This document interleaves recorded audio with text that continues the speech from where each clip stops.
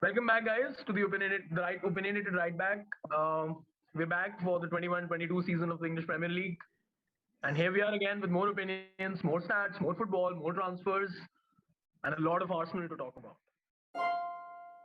Manchester चलते हैं to the red, to the happier side of Manchester.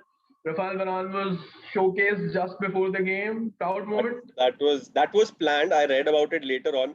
That was all planned, but उन्होंने leak नहीं किया था पहले कि कैसे उसको reveal करने वाले. So it was just a different way to get all the fans pumped up, and it was a game against Leeds, so all the more motivation. The fans were already a 10 on 10 in terms of their energy. After seeing Rafael Varane, I think it went beyond 10 to a 12 out of 10, I think.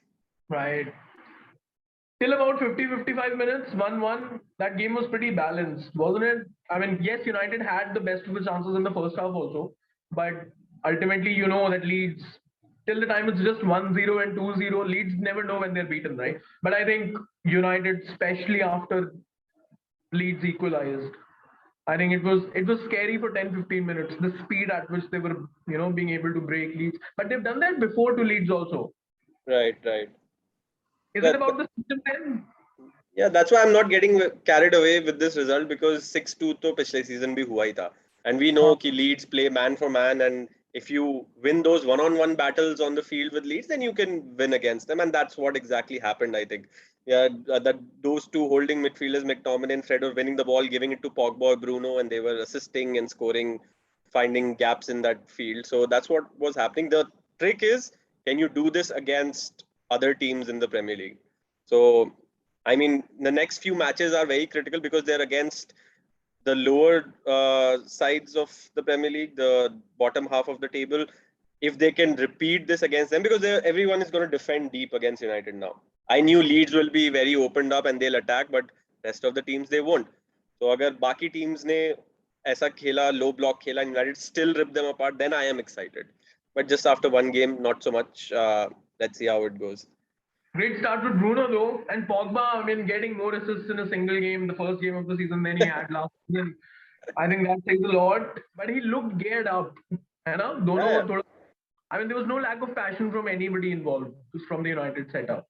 yeah, and I can see that group of players also getting mixed up together and trusting each other, and you can see that passion in the game also now. Earlier in the first two seasons of Solskjaer, you couldn't see that. I mean, of course, it takes time, and now that process is coming into play, and now you can see the benefits that what Solskjaer is actually trying to do off the field also, right? So when Bruno is scoring the goal, Pogba is celebrating with his celebration, with Bruno's celebration, and everyone is pumped up. So I really like that. But then again, I'm not getting carried away. It's still the first game of the season. Things can go horribly wrong from here. So let's see how it goes. For the performance against Leeds, both Fernandes and Pogba excelled amongst 11 men who actually excelled. But does Pogba deserve a little more credit for that performance, or Yeah, of course, of course. Yeah, he's only the seventh player in the history of the Premier League to have 4 assists in one game. So it's not like it's happening in every other season. It's a very rare thing, and totally deserves all the credit. And I mean, we always scrutinize him, and we a lot of fans have that opinion of Pogba that he's not playing consistently, things like that. But credit where it's due. At least for this game, he was exceptional and played to his strengths, and I think he was brilliant. I think that has been the biggest Manchester United frustration against Pogba, because he does this and then he doesn't do shit for the next 5 games, 6 games, then gets injured probably, then goes to France on international duty, absolutely kills it with N'Golo Kante behind him. Right. So yeah, hopefully because he started like that in the first game of the season, maybe it's a little bit of hurt also from the Euros, the way France crashed out of the tournament. I don't know, True. but Yeah. we'll see. If he feels that he has a point to prove, we'll see. But it was, I think, from a Manchester United fan point of view, the only thing missing was a clean sheet, I guess. Who is Manchester United's best goalkeeper? Who is the number one goalkeeper now? De Gea, De Gea. Right now, it's De Gea. Still, it is David. Yeah, yeah. See, Henderson also came out after last season, and he openly told in an interview that Solskjaer gave me an open chance, and he did start me in a lot of Premier League games. But the pressure of being Manchester United's number one goalkeeper is very different to what it looks from the outside, right? So he Right. had a lot of mental stress also. He openly said it that I have a lot of mental stress, and I was just exhausted after last season, and I just wanted it to end. So it takes a toll on you, which isn't always visible in De Gea's situation because he's so calm and composed. Yes, he's made his errors in the past few years, but still, he's been here 10 years. He knows what it takes to be a Manchester United goalkeeper. So he's still, at least for this season, he's still our number one goalkeeper. Henderson, I wish him well for his health because he's suffering from COVID right now, so he's recovering in that aspect. So he's going to take time to come back as well. So as of now, for this season, I think De Gea is the number one goalkeeper. All right. A word on Mason Greenwood. What is with his finishing? He never misses the target. He always hits the target. Yeah, what can you say? I think everything was visible in that one move. Pogba giving a defense splitting pass, he running past the defender. You can Stunning see ball. the speed. You can see the speed he has. You can see the accuracy and the power he has at the same time. So he's got Yeah. it all, and I really love him as a young, talented player for Manchester United. But again, you have to take it to the next level. Show that consistency now. Right. I asked you if City needed Grealish. Did United need Sancho? They I needed think Varane. I we understand needed, that. yeah, we certainly needed Varane. We needed Sancho also. I don't know if you remember, we had the discussion last season also in one of the games.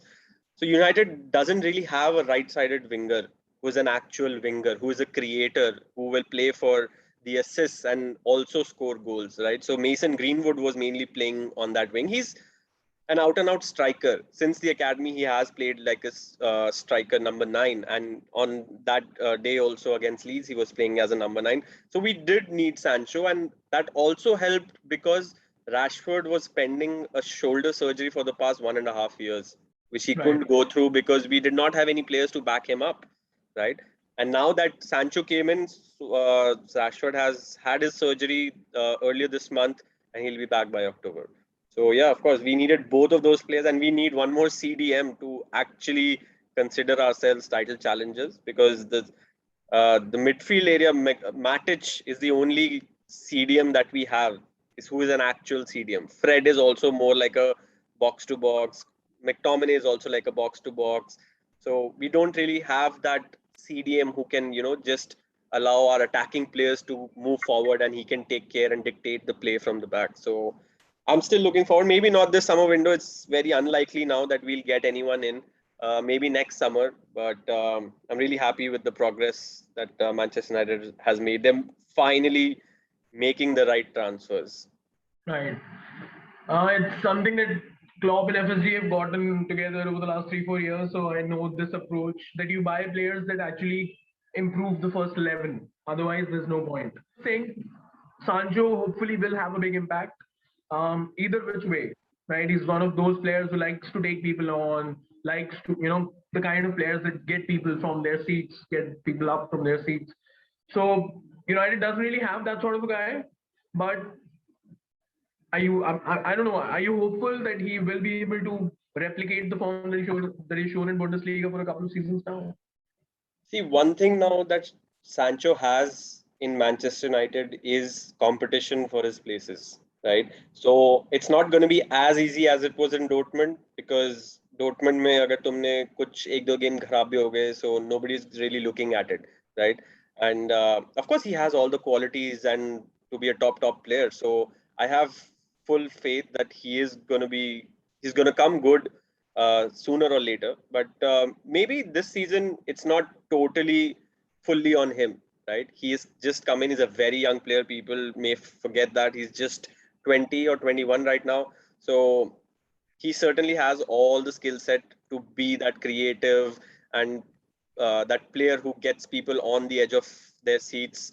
So I have high hopes for him in the long run, and I hope he can show it straight away. But from what I could see, from the first game, he's not really 100% fit right now. He's just been in for like 5-6 days back from his holiday, so he will take a little time to come into the picture.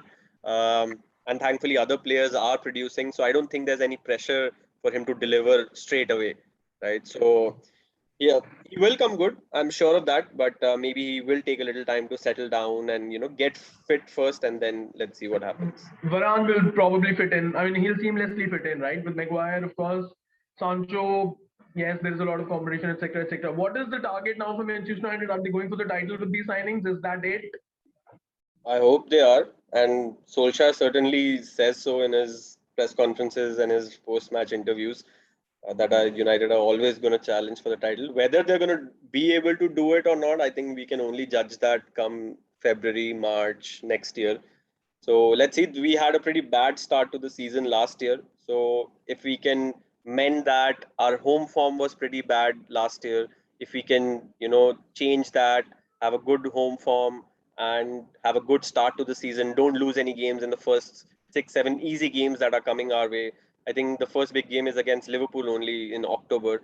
So yeah. So until that point, if we can keep a winning run, don't lose any games. So I think we're in it.